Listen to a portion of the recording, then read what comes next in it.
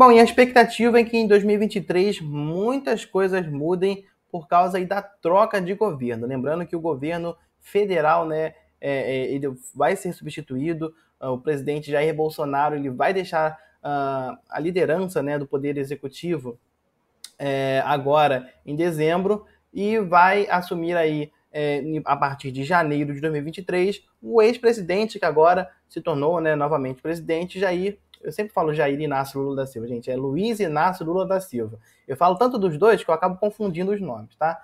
Então Lula vai voltar ao poder em 2023 e muitas coisas do antigo governo dele vai voltar, né? Muitas novidades, claro, vão vir, mas muitas coisas antigas vão voltar, claro que também, né, reajustados.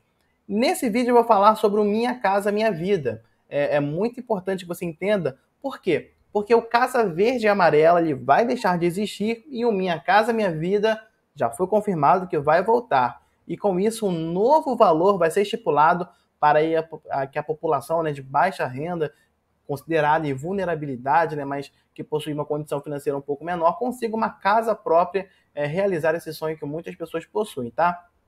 Sobre o Minha Casa Minha Vida, ele foi lançado originalmente em 2009, durante o segundo mandato do presidente Lula.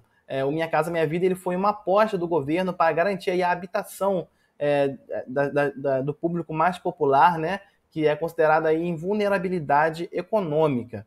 Prestes aí a iniciar o seu terceiro mandato agora, Lula já se comprometeu a voltar com o programa e já vai trazer novas regras, tá bom? Lembrando aí que desde que foi lançado até 2016, quando aí a então presidente Dilma Rousseff teve o impeachment, né, o Minha Casa Minha Vida possibilitou a moradia de cerca de 10 milhões de brasileiros. Os beneficiários desse programa pagavam parcelas mensais bem reduzidas, bem baixas, para financiar aí de forma especial a sua casa própria, né, esse sonho. No governo do presidente Jair Bolsonaro, a política teve algumas mudanças nesse programa, né? Inclusive o nome saiu de cena Minha Casa Minha Vida e entrou Casa Verde e Amarela no lugar, que tem a premissa bem parecida, bem semelhante. E ele foi lançado oficialmente, né? O Casa Verde e Amarela foi lançado em 2020. A diferença entre esses dois programas está além do nome. Por quê? Porque o programa que foi criado pela gestão do presidente Jair Bolsonaro, ele não conseguiu manter as parcelas pequenas para a população, e aí acabou que o programa sofreu aí perda de investimentos, e aí ficou um programa para um público que possui, né, renda um pouco maior do que aquele antigo do Minha Casa Minha Vida. De acordo aí com o orçamento de 2023, e foi enviado pelo governo do presidente Jair Bolsonaro para o Congresso, vai ter aí, né, de acordo com essas propostas, vão ter, no caso, 93% dos recursos destinados para a construção de casas cortados, ou seja, quase 100% do valor que seria destinado ao próprio Casa Verde e Amarela vão ser cortados em 2023, né? Vai ficar apenas 7% do valor de investimento. Segundo aí o levantamento da Fundação João Pinheiro, esse déficit essas palavras de economia, às vezes, realmente enganam a nossa dicção. Mas a redução dos investimentos aí vai afetar, no caso, 5,8 milhões de moradias. Né? Déficit é uma coisa muito técnica. Vamos falar uma forma fácil para que todo mundo possa entender.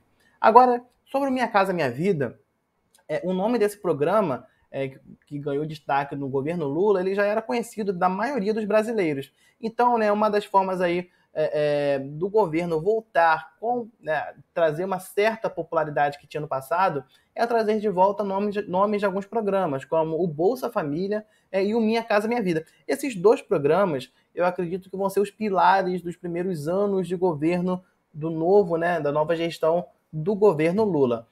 Então, além, claro, dos nomes, algumas mudanças vão vir, algumas atualizações, né, principalmente em relação ao dinheiro. Eu fiz um vídeo aqui no canal falando sobre o salário mínimo. Então, há 10 anos atrás, o valor do salário mínimo era quase a metade do que é hoje. Então, houve uma mudança não por causa dos governos, mas por causa das alterações na economia.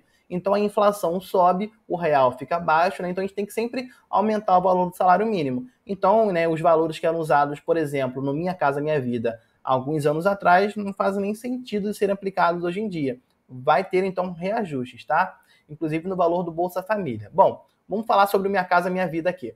Além da construção de casas e condomínios, né, o programa ele prometia oferecer aí aluguel social e, de certa forma, fomentava, né, a produção de lotes urbanizados. O governo Lula, né, ainda pretende criar condições para incentivar a reabilitação de prédios ociosos, né, ou prédios que estão subutilizados nos grandes centros urbanos, lugares abandonados, prédios que estão vazios, vão ganhar incentivos para que sejam construídas moradias dignas para que as pessoas possam ter a sua casa própria, claro, de forma honesta e pagando tudo certinho, realizou lá o seu sonho, tem a sua casinha própria. A faixa de renda, eu falei dessas mudanças que vão acontecer, a faixa de renda, né, houve mudança na economia de vários anos para cá, então a faixa de renda também vai ter atualizações, tá bom?